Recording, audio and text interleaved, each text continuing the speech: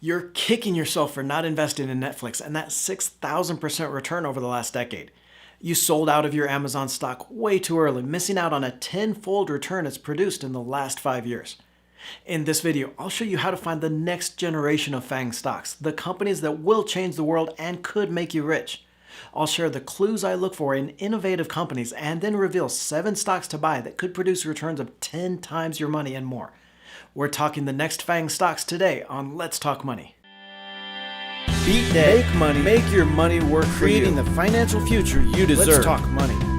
Hey Bowtie Nation, Joseph Hogue here with the Let's Talk Money channel. I want to send a special shout out to all you in the nation. Thank you for spending a part of your day to be here. If you're not part of that community yet, just click that little red subscribe button. It's free and you'll never miss an episode. Nation, the returns on the FANG stocks have been unbelievable. That's Facebook, Apple, Netflix, and Google, and usually includes Amazon as well. Just looking at a chart of the returns over the last 10 years is physically painful, knowing you missed out on that kind of investment. The FANG stocks produced an annualized 37% return over that period, more than 5 times the 7% annual return on the stock market.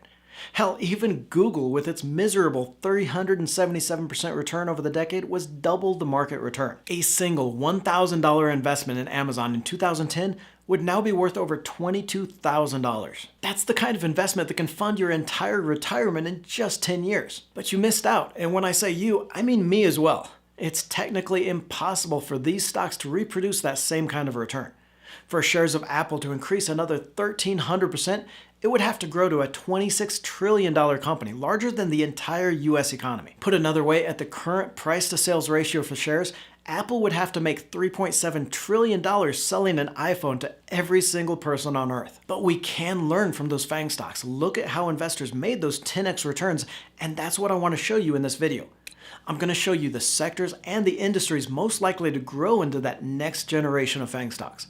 We'll look at some clues to finding the next stocks to buy. Then I'm going to reveal the 7 stocks to watch for those tenfold returns over the next decade. Now understand, I'm not saying that these FANGs are going to be bad investments over the next 10 years.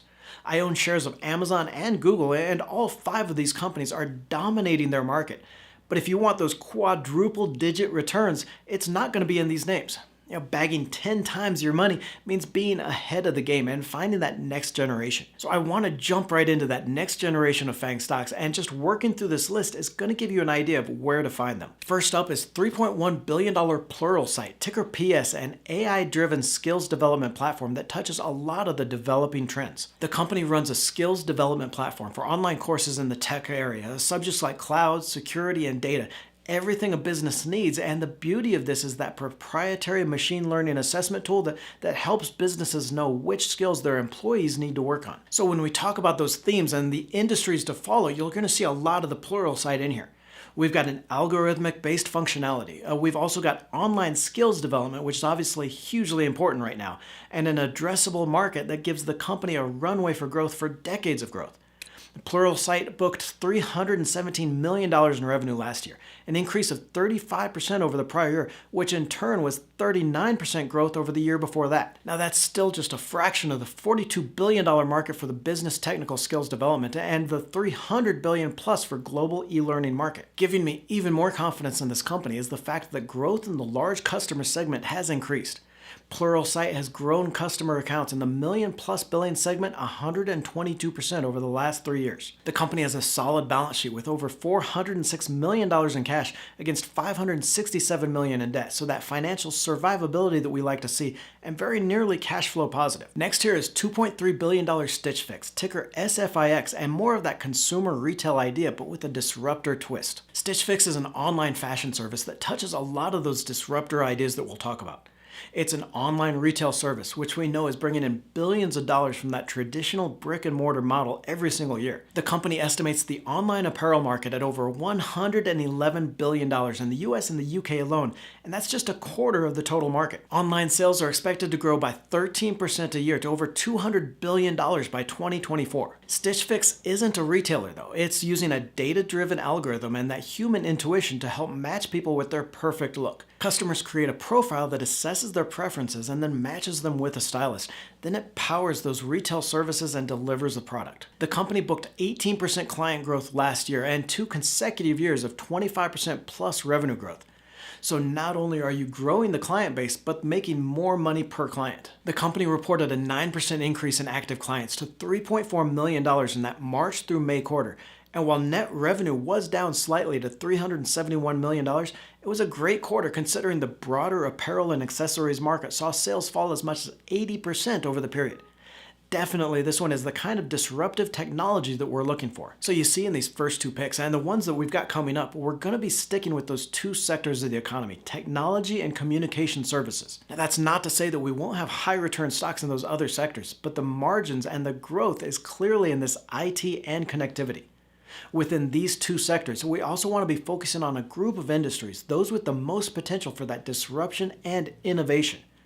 Here we're talking about industries like DNA sequencing, robotics and AI, healthcare IT, the Internet of Things, and augmented reality. Now, a lot of these have gotten a boost from that new lockdown reality, so don't expect any of these stocks to be cheap.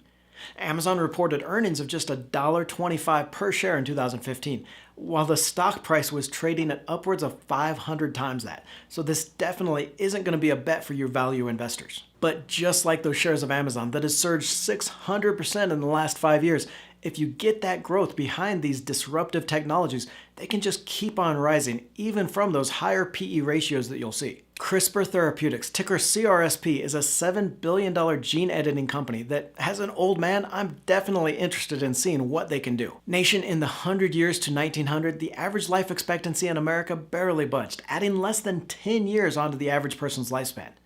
In the 100 years to 2000, it almost doubled to 80 years old. We have seen the power of biotech in not just prolonging life, but the quality of life, and we want more. CRISPR uses patented technology enabling directed changes to genomic DNA, technology that could someday allow us to remove the parts of our genes causing cancer, diabetes, or even turning back the clock. The company has a strong pipeline, including collaborations and wholly owned techniques, 5 of which are just one step from being marketed products. This is moonshot stuff, and CRISPR is the leader in the space. Now, there isn't much there for revenue or earnings as you'd expect from an early stage biotech, but the company has $945 million in balance sheet cash and just $50 million in debt, so a pristine balance sheet and all the cash it needs to get some of that research through to sales. Those of you in the Bowtie Nation are going to recognize this one, $9 billion Fastly, ticker FSLY. I first recommended Fastly back in November and then again in March when it hit $11 a share.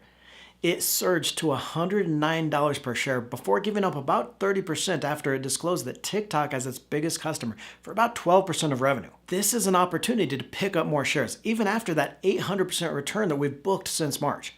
Fastly operates a cloud platform for content delivery, which is just a fancy way of saying it helps websites and the internet to you faster. It also provides streaming and video services, which puts it right in the middle of the biggest themes in the internet and media, and a $35 billion market opportunity from its 2 segments. And while that quarterly earnings report sent the shares lower, there was still a lot to like here. The company swung to a net profit, which is always great proof of the business. Revenue jumped 62% from the prior year to $75 million, and it's expected to match that in the third quarter.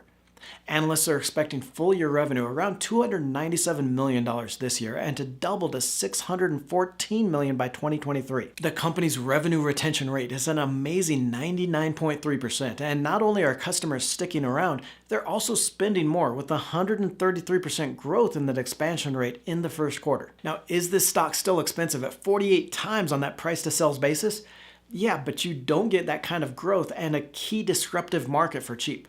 I've owned these shares since November and will pick up more after this sell-off. Next here, Medallia, ticker MDLA, is a $4.4 billion AI-driven software-as-a-service platform that's deep into the biggest changes in tech. Medallia runs a cloud service that captures experience data from employees and customers.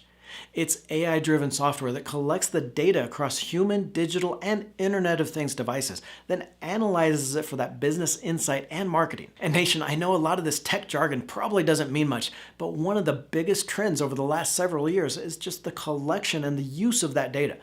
What you do online and how companies can use that data to sell more efficiently, to create targeted products, and to be more profitable. Medallia goes beyond what we've seen with others in the space though, with its AI-driven software and a connection with that Internet of Things theme as well. The company grew customer count by nearly 40% over the last year and is quickly approaching that point where they become a go-to name in the industry. Revenue has grown by 20% plus over the last 2 years and is expected to reach $549 million by 2022. Not only does Medallia continue to grow revenue by that double-digit rate, but it's becoming more efficient as well. The operating margin improved from a negative 15% last year to just 1% shy of break even this year. So another company on the edge of profitability. We've still got 2 more next-gen faang stocks to share, but some other factors that you want to watch for when looking at these next-generation stocks.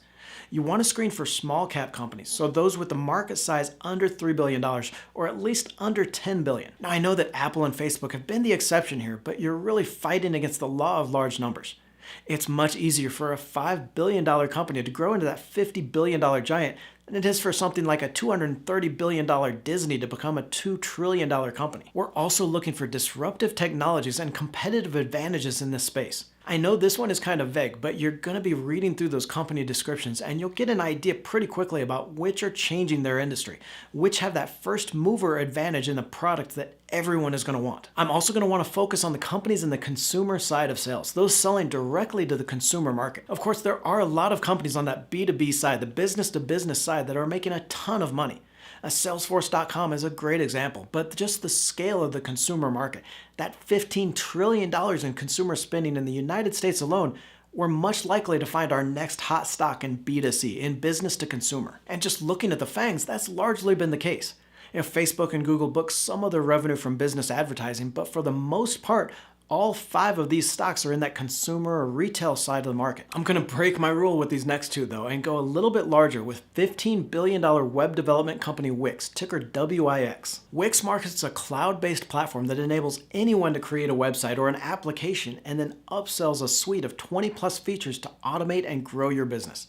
The company sells internationally with 55% of its revenue from North American customers, but double-digit growth in every geography. The company did report mixed earnings for the second quarter, with revenue beating expectations for 27% year-over-year growth to $236 million, though earnings did miss on an increase in marketing expenses. Their shares initially dropped as much as 13% on the news, but then closed down just 0.5%, which is a great confirmation of the price. Whenever one of these high-flying stocks can take a relatively bad earnings report and not tumble, that's a sign of investor commitment and the long-term outlook in these shares. Wix has been growing revenue consistently around 26% a year and confirmed its target for 2020. User growth continued to surprise, up 18% in the most recent quarter, and the company is making more on each subscription, growing an average revenue at 6.5% annual rate. Analysts expect revenue to grow to $1.5 billion by 2022, more than double the 2019 sales, and the company is building up its e-commerce features to take on $130 billion Shopify for those website owners. The world is going online. There are more than 500,000 new websites created every single day, and Wix is positioned right in front of it. Another large company here, $37 billion communications development platform Twilio, ticker TWLO. Developers and companies use Twilio's platform to create text, voice, and video communication with their customers. In a disconnected, locked-down world, across tech channels is the only communication some companies have available, and Twilio added another 20,000 customers last quarter after nearly tripling its customer base last year. The company had a blowout quarter, growing revenue by 46% and booking 132% growth in that net expansion rate. That means besides customer growth, clients are also buying more services once they sign on. COVID is accelerating that trend to digital communications, and clients include financial services giant ING, Deliveroo, and the American Red Cross. Analysts expect revenue to reach $2 billion by next year, and the company has a surprisingly strong balance sheet with $1.9 billion in cash against just $695 million in debt, so cash positive and producing $150 million in free cash flow annually. Click on the video to the right for the undiscovered penny stocks that could surge higher, 7 penny stocks to watch that could make you rich. Don't forget to join the Let's Talk Money community by tapping that subscribe button and clicking the bell notification.